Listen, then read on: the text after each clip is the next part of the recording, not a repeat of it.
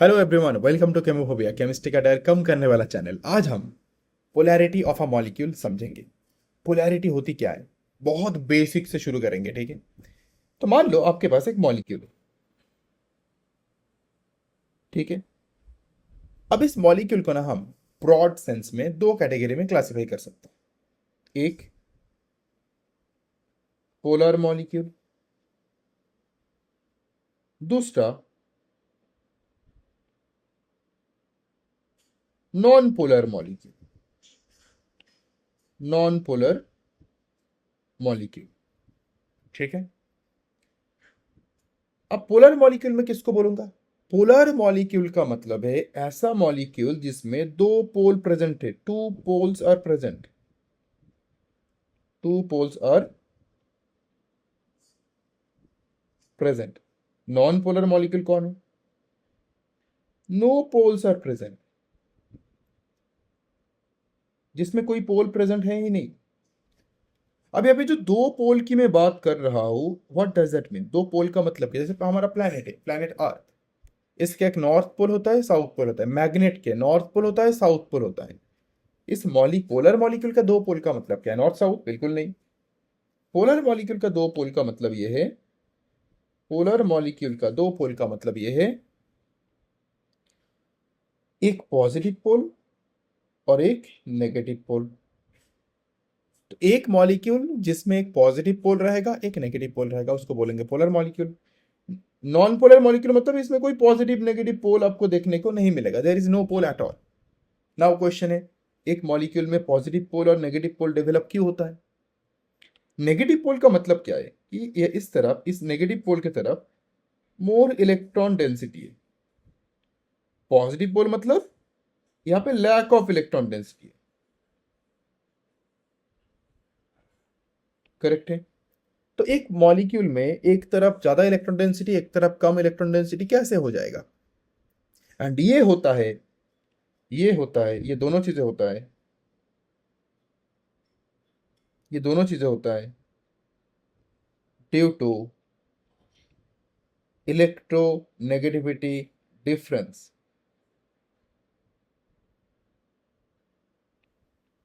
Between atoms. उस molecule में जितने भी एटम्स है, उन एटम्स के बीच में जो इलेक्ट्रोनेगेटिविटी का डिफरेंस है अगर प्रेजेंट रहेगा, तो ये दो पोल देखने को मिलेगा। मतलब एक तरफ इलेक्ट्रॉन डेंसिटी ज्यादा देखने को मिलेगा, एक तरफ इलेक्ट्रॉन डेंसिटी कम देखने को मिलेगा। Got it? जैसे नेगेटिव पोल में इलेक्ट्रॉन डेंसिटी ज्यादा है। क्यों? ये नेगेटिव पोल क्रिएट इसीलिए हुआ है बिकॉज इस तरफ कोई ना कोई इलेक्ट्रोनेगेटिव एटम बैठा हुआ है जो इलेक्ट्रॉन को अपनी तरफ खींच रहा है। कहां से खींच रहा है? डेफिनेटली लेस इलेक्ट्रोनेगेटिव एटम या कोई इलेक्ट्रोपॉजिटिव एटम से। तो इलेक्ट्रोपॉजिटिव एटम पे या लेस इलेक्ट्रोनेगेटिव एटम पे पॉजिटिव पोल डेवलप होता है, बाकी एटम के कारण, इलेक्ट्रोनेगेटिव एटम के कारण नेगेटिव पोल डेवलप होता है। मतलब इलेक्ट्रोनेगेटिविटी डिफरेंस ही रेस्पॉन्सिबल है मॉलिक्यूल की पोलैरिटी के लिए। Got it? दो पोल बनाने के लिए। Let me give you examples. अब इनका पोलैरिटी चेक करो। यहाँ पे हाइड्रोजन है। हाइड्रोजन का जो मैं इलेक्ट्रोनेगेटिविटी वैल्यूज लिख रहा हूँ, हाइड्रोजन का जो इलेक्ट्रोनेगेटिविटी वैल्यूज है 2.1 है। इसमें भी 2.1 है। हाइड्रोजन का हमेशा 2.1 है, इसका भी 2.1 है। फ्लोरीन का इलेक्ट्रॉन डेंसिटी कितना है? फ्लोरीन का है 4.0, क्लोरीन का 3.0, ब्रोमीन का आई थिंक 2.8 के आसपास, आयोडीन का शायद 2.5 के आसपास। ठीक है। तो ये आपका इलेक्ट्रोनेगेटिविटी वैल्यूज है। तो एक बात बताओ, इन दोनों में इलेक्ट्रोनेगेटिविटी का गैप कितना है? 1.9 का। इन दोनों में गैप कितना है? 0.9 का। इन दोनों में गैप कितना है? 0.7 का। इन दोनों के गैप कितना है? 0.4 का। फाइन, ये इलेक्ट्रोनेगेटिविटी वैल्यूज का गैप है। All right. तो जितना ज्यादा, अब इनमें कॉमन इलेक्ट्रोनेगेटिविटी किसका? हाइड्रोजन का है। Hydrogen hydrogen hydrogen hydrogen hydrogen अपनी जगह पे क्या है? फिक्स्ड है। फ्लोरीन ज्यादा खींच रहा है, क्लोरीन थोड़ा कम खींच रहा है, ये और कम खींच रहा है, ये और कम खींच रहा है। तो अगर फ्लोरीन सबसे ज्यादा खींचेगा, फ्लोरीन सबसे ज्यादा खींचेगा, क्लोरीन थोड़ा कम खींचेगा, ब्रोमीन और कम खींचेगा, आयोडीन सबसे कम खींचेगा। ऑलराइट, बिकॉज ये इलेक्ट्रॉन डेंसिटी इस तरफ खींच रहा है, कौन ज्यादा खींच रहा है, ये खींच रहा है, तो इसमें ज्यादा पोलैरिटी डेवलप होगा, मतलब इसमें प्लस इस तरफ नेगेटिव पोल और पॉजिटिव पोल का जो इलेक्ट्रॉन डेंसिटी का डिफरेंस सबसे ज्यादा होगा। तो if you are going from left to right, electronegativity difference actually decreases, मतलब यहाँ पे मैक्सिमम डिफरेंस है, यहाँ पे मिनिमम डिफरेंस है। देख लो, इलेक्ट्रोनेगेटिविटी डिफरेंस कम होने से क्या होता है, इलेक्ट्रॉन, फ्लोरीन के पास ज्यादा इलेक्ट्रॉन डेंसिटी है, मतलब इसका नेगेटिव चार्ज ज्यादा इलेक्ट्रॉन डेंसिटी के कारण डेवलप हो रहा है, इसका positive charge lack of electron density के कारण डेवलप होता है। मतलब सिंपली इसका नेगेटिव ज्यादा इलेक्ट्रॉन डेंसिटी के कारण है, इसका नेगेटिव कम इलेक्ट्रॉन डेंसिटी के कारण है। ठीक है, तो इलेक्ट्रोनेगेटिविटी डिफरेंस कम होगा तो हम बोलेंगे पोलैरिटी ऑफ मॉलिक्यूल भी कम होगा। तो सबसे ज्यादा पोलर कौन है, ये है, क्योंकि इसमें फ्लोरीन ज्यादा खींचता है इलेक्ट्रॉन को, क्यों, because of its more electronegativity, और I would say electronegativity difference. देख लो, तो electronegativity difference is proportional to polarity of a molecule. Simple सी बात, एक बेसिक फंडामेंटल अंडरस्टैंडिंग। ठीक है, अब ठीक है, हमने ये पोलैरिटी को तो बता दिया, इलेक्ट्रोनेगेटिविटी डिफरेंस के कारण क्रिएट होता है। नो, इसी पोलैरिटी को to represent polarity mathematically, polarity को मैथमेटिकली अगर आपको रिप्रेजेंट करना है, पोलैरिटी को मैथमेटिकली अगर आपको रिप्रेजेंट करना है, एक टर्म को हमने इंट्रोड्यूस किया जिसको हम कहते हैं डाइपोल मोमेंट।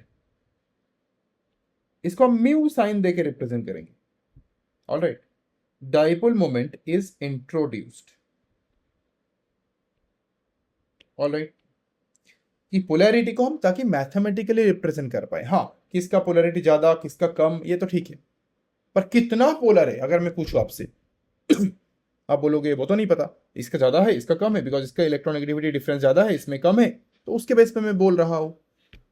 पर किसका इलेक्ट्रॉन किसका पोलैरिटी कितना है उसको मैथमेटिकली अगर आपको रिप्रेजेंट करना है तो आपको चाहिए dipole moment mu.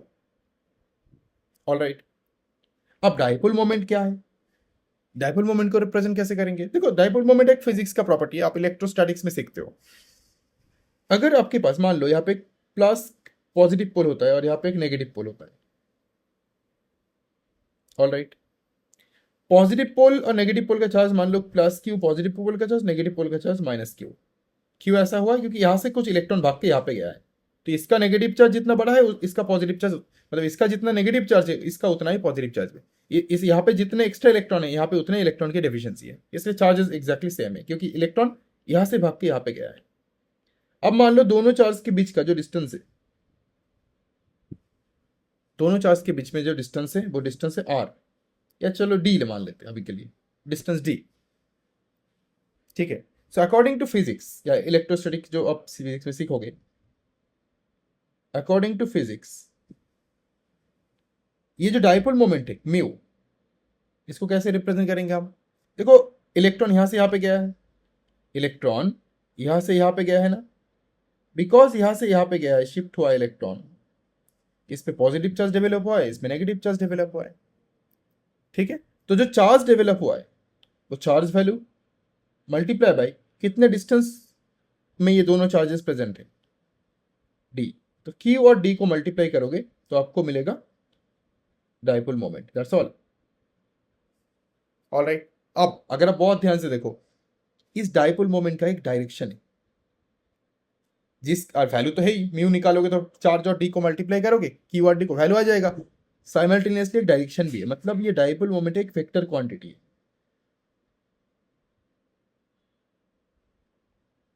Dipole moment क्या है, एक वेक्टर क्वांटिटी है। ऑलराइट, ना ये तो हो गया फिजिक्स के हिसाब से डाइपोल मोमेंट निकालते कैसे हैं। हमें मॉलिक्यूल की बात करनी है, मॉलिक्यूल में डाइपोल मोमेंट में कैसे निकालो ऐसे मॉलिक्यूल्स में। सो इन केमिस्ट्री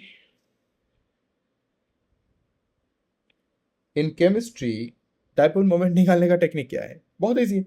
जैसे मान लो ए सिंगल बॉन्ड बी है, मान लो बी इलेक्ट्रोनेगेटिविटी बी का ज़्यादा है और ए का इलेक्ट्रोनेगेटिविटी कम है, तो क्या होगा? ये जो इलेक्ट्रॉन है ये बी की तरफ भागने लगेगा। तो कौन भाग रहा है? इलेक्ट्रॉन भाग रहा है। तो चार्ज हम यहां पे लेंगे इस केस में, जो म्यू निकालोगे,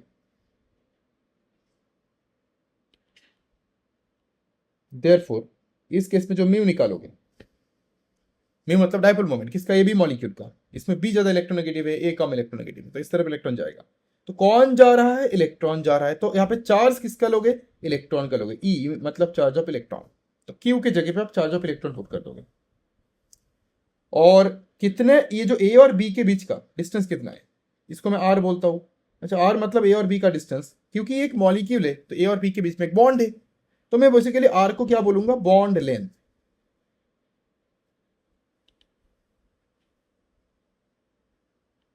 बॉन्ड लेंथ, तो बॉन्ड लेंथ को मैं आर बोलता हूं।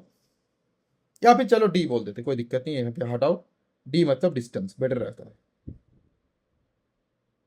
ई इंटू डी, ये भी डेफिनेटली वेक्टर क्वांटिटी होगा क्योंकि डायपोल मोमेंट ही तो है। तो हमें ये वाला यूज नहीं करना है केमिस्ट्री में, हमें ये वाला यूज करेंगे, हम इसको यूज करेंगे क्योंकि केमिस्ट्री में मॉलिक्यूल की बात करेंगे, इंडिविजुअल चार्जेस की नहीं। ऑलराइट, इस तरीके से आप डायपोल मोमेंट निकालोगे। डायपोल मोमेंट का यूनिट क्या है? डायपोल मोमेंट का जो यूनिट होता है ये होता है, अच्छा, म्यू इक्वल टू क्या? Charge into distance. अब चार्ज का यूनिट क्या है? अगर आप सीजीएस देखो, सीजीएस में चार्ज का यूनिट होता है ईएसयू, ठीक है। एसआई यूनिट में चार्ज होता है कूलॉम। ऑलराइट, और डिस्टेंस का यूनिट क्या होता है? सीजीएस में डिस्टेंस होता है सेंटीमीटर, एसआई में डिस्टेंस होता है मीटर। मतलब हम इसका दो यूनिट निकाल सकते हैं, सीजीएस में, एक एसआई में। पहला सीजीएस में, दूसरा एसआई यूनिट। ऑलराइट, सीजीएस में ये ईएसयू सेंटीमीटर हो गया, ईएसयू मल्टीप्लाई बाय सेंटीमीटर हो गया। एसआई में coulomb into metre, absolutely coulomb into metre, as simple as that. Alright, अच्छा, एक और यूनिट होता है पता है, इसको हम बोलते हैं डी बाई यूनिट, जिसको मैं शॉर्टकट में डी बोलता हूं। अब मुझे क्या चाहिए? इन सब में रिलेशन चाहिए, है ना। इन तीनों यूनिट्स में के बीच में रिलेशन चाहिए। ये जो वन डी बाई है, वन डी बाई हम बेसिकली किसको बोलते हैं पता है? 10⁻⁻18 ईएसयू सेंटीमीटर का शॉर्ट फॉर्म है one D by. Again repeating, इसका ईएसयू सेंटीमीटर का 10⁻⁻18 ईएसयू सेंटीमीटर का जो शॉर्ट फॉर्म है उसी को हम क्या बोलते हैं? D by. इनका रिलेशन क्या है? अब बस क्या करो, मीटर को, सेंटीमीटर को मीटर कर दो, ईएसयू को कूलम कर दो, आपका काम बन जाएगा। तो it's most probably it comes 1 D by equals to 3.33 multiply by 10⁻⁻30 coulomb metre. Alright, so ये रिलेशन आप याद रखना, बाद में हम यूज करेंगे इसको, ठीक है। आगे बढ़ते हैं, एक न्यूमेरिकल सॉल्व कर लेते हैं हम। यहाँ पे जैसे पूछा है, calculate the dipole moment of HCl molecule in D by unit, D by unit में when the bond length is इतने आर्मस्ट्रॉन्ग। सिंपल सी बात है, तो हम म्यू HCl निकालेंगे, H single bond Cl equals to charge of electron multiply by distance. तो हमें बस डिस्टेंस पता होना चाहिए, चार्ज ऑफ इलेक्ट्रॉन तो सबको पता है, डी बाई में निकालना है और आर्मस्ट्रॉन्ग में दिया है, तो हमारे लिए ये आसान पड़ता है। देखो, ये कन्वर्जन बहुत मुश्किल हो जाएगा। सो चार्ज ऑफ इलेक्ट्रॉन कितना होता है? 4 पॉइंट में, बस वैल्यू यहाँ पे लिखो, मॉड वैल्यू लिखो, कोई चार्ज ऑफ इलेक्ट्रॉन नेगेटिव मत दे देना। तो 4.8 मल्टीप्लाई बाई 10⁻⁻10 ESE होता है। तो यहाँ पे मैं लिख दूँ, फॉर्मूला में आप क्या करो, यहाँ पे एक मॉड वैल्यू दे दो। ऑलराइट, चार्ज की वैल्यू, यहाँ पे कोई नेगेटिव साइन का रिप्रेजेंटेशन नहीं होना चाहिए। आगे बढ़ते हैं, मल्टीप्लाई बाई डिस्टेंस कितना है? 1.27 आर्मस्ट्रॉन्ग। आर्मस्ट्रॉन्ग को मुझे, क्योंकि ये सीजीएस में पुट किया, मुझे सेंटीमीटर में पुट करना है, 10⁻⁸ सेंटीमीटर। अगर आप इनको मल्टीप्लाई करो यू गेट 6.09 शायद, मल्टीप्लाई बाई 10⁻⁻18। देखो 10⁻10 -8 -18 ESU सेंटीमीटर। आपको एक बात पता है, 1 dBi equals to 10⁻18 ESU centimetre क्यों लिया गया था? कुछ और ले सकते थे, इसको हमने 1 dBi क्यों माना शॉर्टकट में? क्योंकि यही आएगा अगर आप इलेक्ट्रॉन का चार्ज को सीजीएस में पुट करो और डिस्टेंस को आर्मस्ट्रॉन्ग यूनिट में पुट करो और फिर उसको सेंटीमीटर में कन्वर्ट करो। और ये क्यों करना है? क्योंकि एटम जो बॉन्ड लेंथ होता है वो आर्मस्ट्रॉन्ग यूनिट में उसको रिप्रेजेंट किया जाता है, बॉन्ड लेंथ बहुत कम होता है। Got it? अब इसको मैं क्या बोल सकता हूँ, 1 dBi, that is nothing but 6.09 dBi d।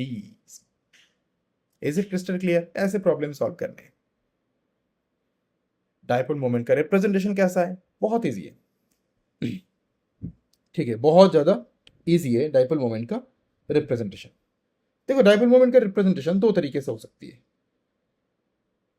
In simple molecule में रिप्रेजेंटेशन हो सकता है, दूसरी रिप्रेजेंटेशन हो सकती है कॉम्प्लेक्स मॉलिक्यूल में, इन कॉम्प्लेक्स मॉलिक्यूल्स।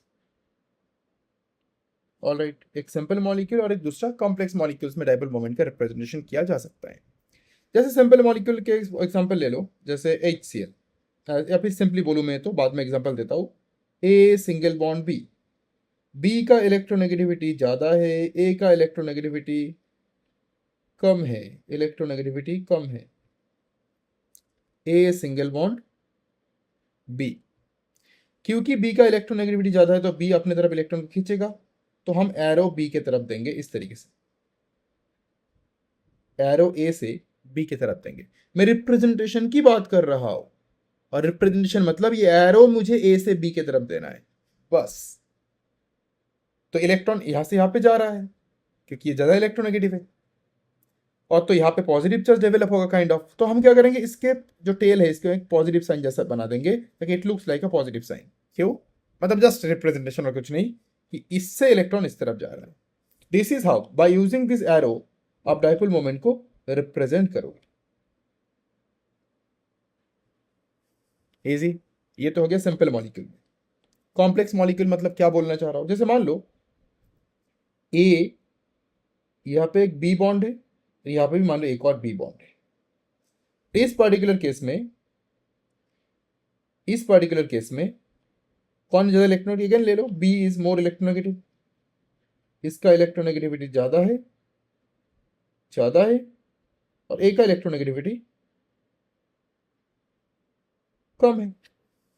तो ये जो बी होगा ये अपने तरफ खींचेगा, ये जो बी होगा अपने तरफ खींचेगा, इक्वल फोर्स से इलेक्ट्रॉन को खींचेगा क्योंकि दोनों का इलेक्ट्रोनेगेटिविटी सेम ही है, बी है दोनों। तो इसको कैसे रिप्रेजेंट करोगे? एक एरो इस तरफ दो, इसका टेल में एक प्लस साइन बना दो, इस एरो को इस तरफ दो, इसके टेल पे एक प्लस साइन बना दो। तो ये दो हो गया रिप्रेजेंटेशन। इस तरीके से डायपोल मोमेंट को रिप्रेजेंट करोगे। पर बात इतनी सी है, अगर ये इस तरफ खींच रहा है, ये इस तरफ खींच रहा है, तो ओवरऑल किस तरफ इलेक्ट्रॉन डेंसिटी शिफ्ट हो रहा है? ए बी बॉन्ड का इलेक्ट्रॉन इस तरफ जाता है, ए बी बॉन्ड का इलेक्ट्रॉन फिर इस तरफ जाता है। ओवरऑल शिफ्टिंग किस तरफ होता है? रिजल्टेंट वेक्टर किस तरफ काम करता है? याद आ रहा है कुछ? एक वेक्टर इस तरफ, दूसरा वेक्टर इस तरफ, रिजल्टेंट वेक्टर बीच में होता है ना। यहाँ पे भी सेम लगाओ। तो जो बीच से ये जो डायरेक्शन है दोनों के एग्जैक्टली सेंटर से, इसको हम बोलेंगे म्यू रिजल्टेंट, म्यू आर। क्या बोलेंगे? Mu resultant vector. Mu dipole moment एक वेक्टर क्वांटिटी है, तो डायपोल रिजल्टेंट डायपोल मोमेंट बोलेंगे इसको। इसको क्या बोलोगे? इसको जस्ट डायपोल मोमेंट बोलोगे, म्यू ए बी बोल दो। इसको भी बोल दो म्यू ए बी, मतलब ए और बी के बॉन्ड के बीच का, तो म्यू ए बी। पर ये जो होगा रिजल्टेंट डायपोल मोमेंट, मतलब ओवरऑल इलेक्ट्रॉन डेंसिटी इस तरफ से इस तरफ ही जा रहा है, मतलब इस तरफ माइनस, इस तरफ प्लस डेवलप होगा। Crystal clear? ये होता है डायपोल मोमेंट का रिप्रेजेंटेशन, नॉर्मल वाला, रिजल्टेंट वाला।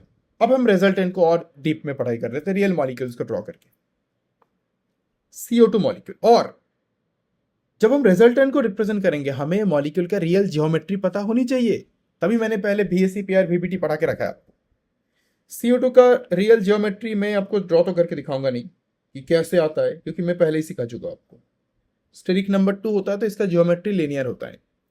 अगर आप बहुत ध्यान से देखोगे, COO oxygen is more electronegative, तो ऑक्सीजन अपने तरफ इलेक्ट्रॉन खींचेगा, तो CO बॉन्ड का डाइपोल मोमेंट म्यू CO ऐसा होगा। ये जो दूसरा बॉन्ड है इसका भी डाइपोल मोमेंट ऐसे ही काम करेगा, म्यू CO ऐसा होगा। ये इस तरफ भी जितना इलेक्ट्रॉन डेंसिटी शिफ्ट होता है, इस तरफ भी उतना इलेक्ट्रॉन डेंसिटी शिफ्ट होता है। एक वेक्टर इस तरफ जा रहा है, एक वेक्टर इस तरफ जा रहा है, तो रिजल्टेंट वेक्टर किस तरफ जाएगा? किसी भी तरफ नहीं जाएगा। तो रिजल्टेंट डाइपोल मोमेंट इस पर्टिकुलर केस में 0 होगा, मतलब कोई ओवरऑल मूवमेंट ऑफ इलेक्ट्रॉन होगा नहीं। Resultant movement of electron, resultant dipole moment, resultant दो पोल बनने का क्षमता 0 होगा। इस तरफ जाता पॉजिटिव बनता, नेगेटिव बनता, इस तरफ जाता, वो ये positive negative basically they are cancelling each other. मतलब ऐसा आप बीच में खड़े हो, कोई आपसे रस्सी बांध किस तरफ खींच रहा है, कोई आपको इक्वल फोर्स से ऑपोजिट में खींच रहा है, ओवरऑल आप किस तरफ जाओगे? किसी भी तरफ नहीं। वेक्टर ऐसे ही काम करता है, तो सेम यहाँ पे भी हो रहा है। वाटर का जियोमेट्री कैसा आपको पता है, V शेप या टेट्राहेड्रल जियोमेट्री होता है। Let's draw it. ऑक्सीजन तो एक लोन पेयर ऐसे, sp3 दूसरे लोन पेयर ऐसे, sp3 हाइब्रिड ऑर्बिटल में A, बाकी दोनों ऐसे। ये जो ज्योमेट्री है टेट्राहेड्रल ज्योमेट्री है। तो सबसे पहले बॉन्ड को देखो, ये बॉन्ड और ये बॉन्ड देख लो, ये ऑक्सीजन हाइड्रोजन, ऑक्सीजन हाइड्रोजन। तो पहली बात तो इलेक्ट्रॉन डेंसिटी ऑक्सीजन की तरफ शिफ्ट होगा, तो म्यू OH बोल दो। ये डेंसिटी भी इस तरफ शिफ्ट होगा, म्यू OH बोल दो, हो गया। तो इन दोनों बॉन्ड का इलेक्ट्रॉन डेंसिटी इस तरफ शिफ्ट हो रहा है। और एक चीज देखना, इस तरफ ऑलरेडी इलेक्ट्रॉन डेंसिटी बढ़ के है ना, मतलब लोन पेयर जिस तरफ होता है ना, उस तरफ ऑलरेडी इलेक्ट्रॉन डेंसिटी ज्यादा होता ही है। तो ऑलरेडी इस तरफ ज्यादा है, इलेक्ट्रॉन डेंसिटी इस तरफ और जा रहा है, तो रिजल्टेंट डेंसिटी किस तरफ भागेगा? इस तरफ भागेगा। इसको बोलेंगे म्यू रिजल्टेंट। तो ये जो म्यू रिजल्टेंट इस बार आपको मिला, क्या इसका वैल्यू 0 होगा या 0 नहीं होगा? इस बार कैंसिल आउट नहीं हो रहा है कुछ, हर चीज ऐसे ऐसे ऐसे ऐसे, मतलब ओवरऑल इस तरफ ही जा रहा है। तो इस तरफ क्या होगा, मॉलिक्यूल की इस तरफ नेगेटिव पोल, इस तरफ पॉजिटिव पोल, तो दो पोल बन रहा है, मतलब डाइपोल मोमेंट रहेगा। डाइपोल मोमेंट रहेगा मतलब mu R can not be 0। क्या होगा मुझे उससे सरदर्द नहीं है, वो भी सीखेंगे निकालना कैसे निकालते, बट 0 तो नहीं होगा, ये क्लियर है। तो जियोमेट्री पता होना बहुत इंपॉर्टेंट है। और पढ़ लेते थोड़ा सा। BF3 बी, जियोमेट्री नहीं पता होगा तो you can not do it. F SO2 S, एक lone pair, double bond, double bond. NH3 N, this tetrahedral geometry. Alright, ये इस बोरॉन का हाइब्रिडेशन क्या होता है, sp2 होता है, ट्राइगोनल प्लेनर, मतलब ये हर कोई बॉन्ड एंगल कितना है, 120 120 120, ठीक है ना। तो B और F में से फ्लोरीन ज्यादा इलेक्ट्रोनेगेटिव है, फ्लोरीन इस तरफ खींचेगा, फिर इस तरफ खींचेगा, ये इस तरफ खींचेगा, तो ये इस तरफ इस तरफ इस तरफ। म्यू BF इस बॉन्ड का डाइपोल मोमेंट है, म्यू BF इस बॉन्ड का डाइपोल मोमेंट है, म्यू BF इस बॉन्ड का भी डाइपोल मोमेंट है। तो इंडिविजुअल बॉन्ड का डाइपोल मोमेंट है, पर ओवरऑल डाइपोल मोमेंट कितना होगा? Mu resultant 0। क्यों? समझना है तो आप बीच में सेंटर में खड़े हो जाओ, एक इस तरफ से खींचता है, एक इस तरफ से खींचता आपको, एक इस तरफ से आपको खींच रहा है रस्सी बांध के, किस तरफ जाओगे आप? किसी भी तरफ नहीं। ओवरऑल डाइपोल मोमेंट कितना हो गया? 0 हो गया, because all these are cancelling each other.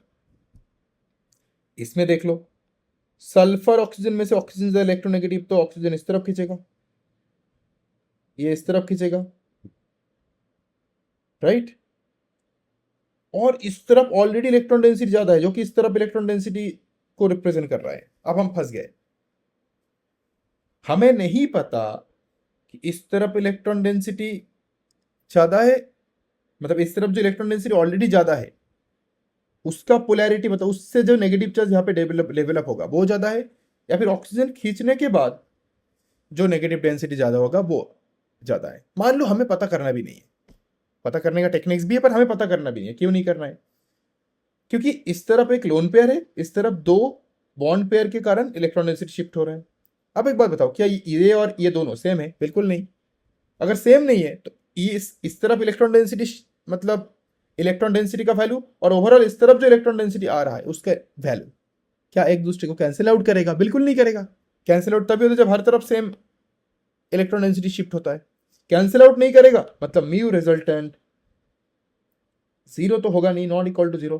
अब वो कितना होगा उससे मेरा सरदर्द नहीं है, मुझे बस पता करना पोलैरिटी है या नहीं है।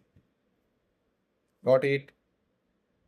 सेम इसमें आ जाओ, nitrogen hydrogen, nitrogen is more electronegative, इस तरफ खींच रहा है।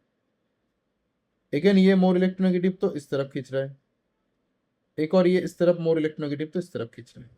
तो ये आपका हो गया mu N H, mu N H, mu N H. Okay, now अगर आप देखो यहाँ पे नाइट्रोजन है, यहाँ पे हाइड्रोजन है, यहाँ पे हाइड्रोजन है, मतलब हर बार नाइट्रोजन हाइड्रोजन से इलेक्ट्रॉन डेंसिटी इस तरफ से खींच रहा है, इस तरफ से खींच रहा है, इस तरफ से खींच रहा है। और इलेक्ट्रॉन डेंसिटी यहाँ पे इस तरफ ऑलरेडी ज़्यादा है, क्योंकि लोन पेयर बैठा हुआ है तो उससे इलेक्ट्रॉन डेंसिटी ज़्यादा ऑलरेडी होता है। और ये भी इस तरफ ही खींच रहा है, तो ओवरऑल किस तरफ? इस तरफ जाएगा ना, क्योंकि ओवरऑल इस तरफ जाएगा। इस पर्टिकुलर केस में जो म्यू रिजल्टेंट है वो इस तरफ काम करेगा, इस तरफ काम करेगा, मतलब एक तरफ काम कर रहा है, मतलब एक तरफ इस तरफ पॉजिटिव पोल क्रिएट हो रहा है, इस तरफ नेगेटिव पोल क्रिएट हो रहा है। It means mu resultant is not equal to again zero, मतलब इसके पास भी डाइपोल मोमेंट प्रेजेंट है। ठीक है, थोड़ा और कंपैरिजन करते हैं रिजल्टेंट डाइपोल मोमेंट का। सीस 1,2 डाइक्लोरोइथीन, आईयूपीएसी नोमेनक्लेचर अगर आपको नहीं पता है ऑर्गेनिक केमिस्ट्री का तो मैं जो लिख रहा हूं उसको लिखो, बाद में ऑर्गेनिक केमिस्ट्री में सीख लोगे। इथीन मतलब सी डबल बॉन्ड सी होता है 1 और 2 पे, सीस डाइक्लोरो मतलब दोनों क्लोरीन सेम डायरेक्शन पे। ट्रांस का मतलब है दोनों क्लोरीन ऑपोजिट साइड पे, दो कार्बन के ऑपोजिट साइड पे, मतलब एक दूसरे के कॉर्नर पे है। सीस में क्या होगा, ये सीसीएल बॉन्ड में से क्लोरीन ज्यादा इलेक्ट्रोनेगेटिव है, क्लोरीन ज्यादा इलेक्ट्रोनेगेटिव है, हो गया। सीएच बॉन्ड में से कार्बन ज्यादा इलेक्ट्रोनेगेटिव है, कार्बन ज्यादा इलेक्ट्रोनेगेटिव है, ये भी हो गया। तो अगर आप बहुत देखो, ध्यान से देखो, ये बॉन्ड इस तरफ, ये बॉन्ड, इस बॉन्ड के इलेक्ट्रॉन इस तरफ, ये इस तरफ, ये इस तरफ, ओवरऑल किस तरफ? ओवरऑल हुआ इस तरफ, ये इस तरफ रिजल्टेंट डाइपोल मोमेंट काम कर रहा है। काम इस एक तरफ कर रहा है मतलब इसका वैल्यू जीरो तो होगा नहीं, नॉट इक्वल टू जीरो होगा। Got it? सिमिलरली इसमें आ जाओ, सीसीएल का इस तरफ, सीसीएल का इस तरफ, सीएच का इस तरफ, सीएच का इस तरफ, देखो दिस टू सीएच। अगर आप यहां पे खड़े हो, इस तरफ से कोई पुश कर रहा है, इस तरफ से कोई पुश कर रहा है, आप यहां पे बैठे रहो, खड़े रहोगे, कुछ नहीं होगा आपका। फिर सिमिलरली दोनों अगर सीएल को देखो, आपको पुल भी इस तरफ से कर रहा है, पुल भी इस तरफ से कर रहा है, तब भी कुछ नहीं होगा। तो मतलब इस पर्टिकुलर केस में जो रिजल्टेंट वैल्यू है डाइपोल मोमेंट का, ये जीरो हो जाएगा। बहुत फेमस क्वेश्चन है ये, एग्जाम में अच्छा खासा आ जाता है। ठीक है, इन तीनों का कंपेरिजन करेंगे हम, बड़ा इंटरेस्टिंग एग्जाम्पल है। वाटर, थोड़ी देर पहले वाटर का तो कर ही लिया था, तो अब मैं डिस्कशन ज़्यादा करूंगा नहीं, just I will be drawing the picture. ये हो गया, ये हो गया, ये हो गया, ये हो गया। NH3 देख लो, ये हो गया H H H। NF3 देख लो, ये हो गया 1 2 3। फाइन। सबसे पहली बात, ये इस तरफ खींचेगा, ये इस तरफ खींचेगा, ऑलरेडी ये ज्यादा है इस तरफ, ऑलरेडी ज्यादा है, मतलब ओवरऑल इस तरफ जाएगा। म्यू रिजल्टेंट इस तरफ है। ठीक है, इसमें देखो ऑलरेडी नाइट्रोजन भी हाइड्रोजन से खींचेगा, दिस और एक लोन पेयर है जो कि रिजल्टेंट को इस तरफ लेके जाएगा। फाइन। NF3 में अगर आप बहुत ध्यान से देखो, लोन पेयर इस तरफ है जो उस तरफ इलेक्ट्रॉन डेंसिटी को रिप्रेजेंट कर रहा है, ऑलरेडी इलेक्ट्रॉन डेंसिटी प्रेजेंट है। नाइट्रोजन फ्लोरीन में से एक्चुअली फ्लोरीन ज्यादा इलेक्ट्रोनेगेटिव है, तो फ्लोरीन ऑपोजिट डायरेक्शन में इलेक्ट्रॉन को खींचने की कोशिश कर रहा है। तो यहाँ पे दो लोन पेयर इस तरफ लेके जाने की कोशिश कर रहा है, ऑक्सीजन इस तरफ खींच रहा है, ओवरऑल इस तरफ हो गया। 3 यहाँ पे खींचा, ओवरऑल इस तरफ हो गया। इसमें ये इस तरफ खींच रहे, तीनों मिलके इस तरफ खींच रहे, मतलब ये लोन पेयर इस तरफ अकेला है, तीनों मिलके इस तरफ, तो ये दोनों एक दूसरे को कैंसिल आउट कर सकता है, पर यहाँ पे कोई कैंसिल आउट होगा नहीं, क्योंकि यहाँ पे दो लोन पेयर ऑलरेडी है, तो ये म्यू रिजल्टेंट का वैल्यू सबसे ज्यादा होगा, यहाँ पे थोड़ा कम होगा, क्योंकि ऑक्सीजन ज्यादा इलेक्ट्रोनेगेटिव भी है तो हाइड्रोजन से ज्यादा खींचेगा, नाइट्रोजन कम इलेक्ट्रोनेगेटिव है तो कम खींचेगा, और ये तो एक दूसरे को कैंसिल आउट करने में लगे, लोन पेयर वर्सेस तीनों फ्लोरीन एटम जो इस ऑपोजिट डायरेक्शन में इलेक्ट्रॉन डेंसिटी को खींच रहा है। तो if you are going from left to right, जो रिजल्टेंट डाइपोल मोमेंट है ये बेसिकली कम हो रहा है, जीरो नहीं होगा, कहीं भी जीरो नहीं होगा, क्योंकि एक लोन पेयर और तीन बॉन्ड पेयर जो ये इक्विवेलेंट थोड़ी है, क्या है हमें भी नहीं पता, तो जीरो तो नहीं होगा, अगर ये दोनों एग्जैक्टली इक्वल होता तो जीरो हो जाता, पर जीरो हमें नहीं पता जीरो है या नहीं है, सो कम होगा dipole moment, resultant dipole moment का वैल्यू कम होगा, so resultant dipole moment left right जाओगे तो डिक्रीज करेगा। एक और कर लेते हैं, लास्ट एग्जांपल है आज का, 1,2 डाइक्लोरोबेंजीन, बेंजीन मतलब एक hexagon basically, kind of hexagon, अच्छे से ड्रॉ करते हैं, यस, बेंजीन मतलब अपना पाई इलेक्ट्रॉन रहेगा रेजोनेटिंग स्टेट पे, अगर आपको ये रेजोनेंस ये गोला नहीं पता तो ऑर्गेनिक केमिस्ट्री में सीख लोगे, इसको आप इग्नोर कर सकते हो अभी, तो ये मैं यहां पे भी ड्रॉ कर लूं और इसी को मैं यहां पे भी ड्रॉ कर लूं, तो यहाँ पे 1,2 मतलब एक सीएल यहाँ पे, एक सीएल यहाँ पे, 1,3 मतलब एक सीएल यहाँ पे, एक सीएल यहाँ पे, 1,4 मतलब एक सीएल यहाँ पे, एक सीएल ऑपोजिट, ठीक है, इनका कंपैरिजन करना है रिजल्टेंट डाइपोल मोमेंट का, तो डेफिनेटली ये इस तरफ खींच रहा है, इस तरफ खींच रहा है, दोनों बॉन्ड सेम ही है, तो इसको बॉन्ड को म्यू मान लो, सिंप्लिसिटी के लिए म्यू बोल रहा हूं, म्यू डाइपोल मोमेंट है हर एक बॉन्ड का, इसमें भी सेम म्यू होगा डाइपोल मोमेंट, इंडिविजुअल बॉन्ड का, सीसीएल बॉन्ड का म्यू, इसमें भी इंडिविजुअल बॉन्ड का म्यू होगा, रिजल्टेंट नहीं इंडिविजुअल बॉन्ड का। अगर आप इस पर्टिकुलर केस में देखो, इन तीनों केस में देखो, ठीक है, तो होता क्या है, ये इस तरफ, ये इस तरफ, तो रिजल्टेंट डेफिनेटली इस तरफ जाएगा, म्यू रिजल्टेंट इस तरफ जाएगा, ये इस तरफ, ये इस तरफ, रिजल्टेंट इस तरफ जाएगा, पर इसका पावर एक्चुअली कम होगा, क्यों कम होगा, क्योंकि कुछ ज्यादा एंगल हो गया यहाँ पे,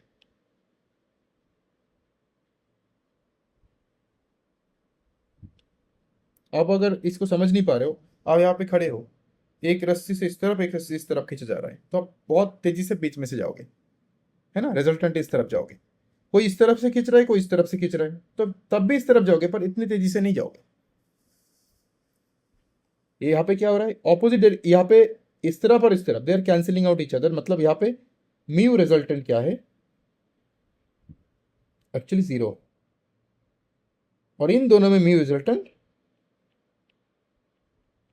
नॉट इक्वल टू जीरो। अच्छा, इसको ना हम मैथमेटिकली भी कर सकते हैं, इसको मैथमेटिकली कैसे कर सकते हैं, उसके लिए थोड़ा सा वेक्टर आपको सीखना पड़ेगा, वेक्टर का एप्लीकेशन चाहिए होगा, तो उसको सिखाने के लिए मैं पहले वेक्टर के बारे में थोड़ा सा बताता हूँ। जैसे मान लो एक पॉइंट ए है, एक वेक्टर इस तरफ जाता है बी, एक वेक्टर इस तरफ सी की तरफ जाता है, या बी के ले लो चलेगा, या चलो सी, कोई नहीं, तो अब इन दोनों के बीच में एंगल मान लो थीटा है, ये जो एंगल कितना है, थीटा एंगल है, अपने वेक्टर में ये चीज पढ़ा है ऑलरेडी, तो रिजल्टेंट वेक्टर किस तरफ जाएगा, रिजल्टेंट वेक्टर किस तरफ जाएगा, बीच में जाएगा डेफिनेटली,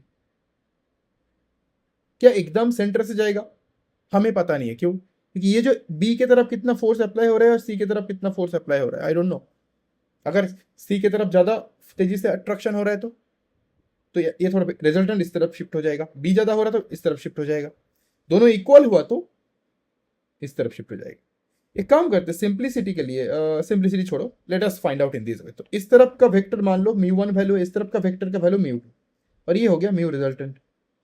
अपने म्यू1 म्यू2 और म्यू रिजल्टेंट का वैल्यू फिजिक्स में सीखा है ऑलरेडी, तो यहाँ पे जो म्यू रिजल्टेंट का वैल्यू होता है इस अंडर रूट म्यू1 स्क्वायर म्यू2 स्क्वायर 2 म्यू1 म्यू2 cos थीटा होता है। यही चीजें हम मॉलिक्यूल के केस में अप्लाई करेंगे, ठीक है। ये जो मॉलिक्यूल्स है इनमें देखो μ1 और μ2 दोनों एक्जैक्टली सेम है, मतलब μ1 इज इक्वल टू μ2, तो हमारे लिए झंझट कम हो जाएगा। तो पहले वाले मॉलिक्यूल में म्यू रिजल्टेंट निकालते हैं,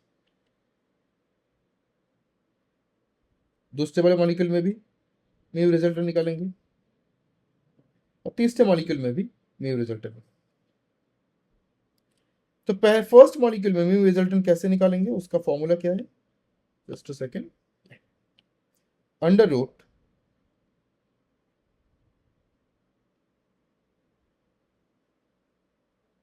μ1 मतलब μ1 भी म्यू है, μ2 भी म्यू है, तो म्यू स्क्वायर फिर से म्यू स्क्वायर प्लस 2 μ1 μ2 मतलब mu mu actually mu square हो जाएगा, कॉस थीटा। कॉस थीटा कितना है यहाँ पे, अगर ये एक हेक्सागोन है, नहीं सोच पा रहे हो तो देखो ऐसे, ये है टोटल 360 डिग्री होता है, 1 2 3 4 5 6, तो एक क्या होगा 60 डिग्री, तो ये जो एंगल है यहाँ से यहाँ पे ये 60 डिग्री एंगल होता है, जो बेसिक ज्योमेट्री है, तो कॉस 60 डिग्री। दूसरे वाले केस में म्यू स्क्वायर फिर से mu square plus 2 mu square cos, यहाँ पे दो बार 60 60 120 डिग्री हो जाए, cos 120 degree, and mu resultant is equal to under root mu square 2 mu mu मतलब mu square cos actually 180 degree, cos 180 degree, ठीक है। कॉस 60 मतलब साइन 30 मतलब हाफ वैल्यू है इसका, तो अगर आप इसका पुट करो यहाँ पे under root 2 mu square plus फिर 2 म्यू स्क्वायर इंटू 1/2, 2 टू उड़ गया, तो एक्चुअली होगा क्या 3 म्यू स्क्वायर का अंडर रूट, मतलब √3 म्यू, √3 का √3 mu which is nothing but 1.732 mu, ये आपका फाइनल वैल्यू निकला म्यू रिजल्टेंट का, ठीक है। सिमिलरली यहाँ पे देखो mu resultant is equal to 2 mu square, अच्छा कॉस 120 का मतलब होता है कॉस 90 प्लस 30, तो साइन 30 बेसिकली, और यहाँ पे एक माइनस हो जाएगा, is equal to -2 mu square sine 30 मतलब हाफ, इगन कर गया, तो basically 2 mu square minus mu square होता है, तो जिसका म्यू स्क्वायर का अंडर रूट म्यू हो जाएगा, ऑलराइट। इसमें अगर आप कैलकुलेशन करो 2 म्यू स्क्वायर कॉस 180 मतलब -1 -2 म्यू स्क्वायर इक्वल टू 0, देखो रिजल्टेंट डाइपोल मोमेंट 0 आ चुका है, यहाँ पे म्यू आया है, यहाँ पे 0 आया है। तो अगर आप सबको समराइज करते हो एक साथ, सबको अगर एक साथ समराइज करते हो, जस्ट सेकेंड,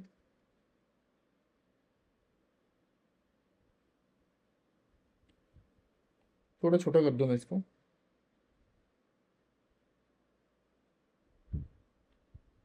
और अगर आप लेफ्ट से राइट जाते हो,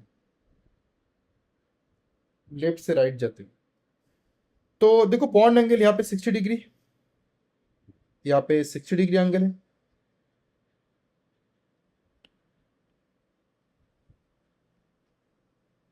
यहाँ पे 120 डिग्री एंगल है, दो वेक्टर के बीच में, यहाँ पे दो वेक्टर के बीच में 180 डिग्री का एंगल है, तो बॉन्ड एंगल क्या हो रहा है, बढ़ रहा है, सो बॉन्ड एंगल इंक्रीज हो रहा है, और म्यू रिजल्टेंट क्या हो रहा है, देखो म्यू रिजल्टेंट का वैल्यू कम हो रहा है, मतलब बॉन्ड एंगल और म्यू रिजल्टेंट एक दूसरे के साथ इनवर्सली प्रोपोर्शनल है, बस हो गया, ठीक है। तो this formula is also very very interesting formula, जिससे आप रिजल्टेंट डाइपोल मोमेंट बहुत बेसिक सिस्टम में निकाल सकते हो। कुछ क्वेश्चन है जेई 1994 के शायद, which of the following molecule does not possesses permanent dipole moment, permanent मतलब उसमें रिजल्टेंट डाइपोल मोमेंट नहीं है,